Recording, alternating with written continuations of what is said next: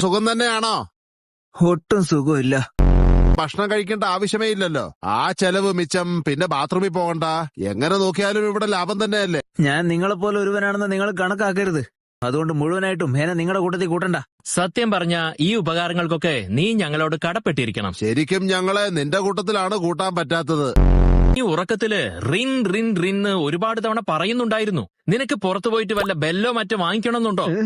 മാത്രമല്ല മണ്ടൻ കക്കാശിയിൽ നിന്ന് നീ ആവർത്തിച്ച് പറയുന്നുണ്ടായിരുന്നു. എന്താ പറഞ്ഞതിന്റെ അർത്ഥം? ഈ മണ്ടൻ കക്കാശി എന്ന് വെച്ചാ എന്താ?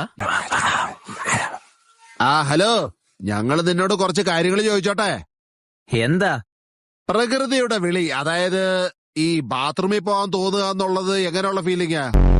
ശരി, ഞങ്ങൾ നിന്നോട് റിന്നിനെ പറ്റി മണ്ടൻ കക്കാശിയെ പറ്റി പിന്നീട് ചോദിച്ചോളാം. എടോ ചുഴലി പോലെ മുഖമുള്ളവനെ, താനൊന്നും ബാത്റൂമിൽ പോവാറില്ലെങ്കിലും തന്നെയൊക്കെ ശരിക്കും കാണാൻ അതുപോലെ തന്നെയാ ഇരിക്കുന്നേ. അല്ല അതിരിക്കട്ടെ, ഇവിടെ ഉണ്ടായിരുന്ന ബാക്കി വെള്ളക്കാരൊക്കെ എവിടെ? വല്ലാത്തൊരു സ്ഥലത്ത് തന്നെയാണല്ലോ ഈശ്വരാ ഞാൻ വന്ന് പെട്ടത്. പോരാത്തതിന് യവന്മാരുടെയൊക്കെ മണ്ടത്തരവും ഞാൻ സഹിക്കണം. താങ്കൾക്ക് ഞാൻ പറഞ്ഞത് ബുദ്ധിമുട്ടായെങ്കിൽ ക്ഷമിക്കണം.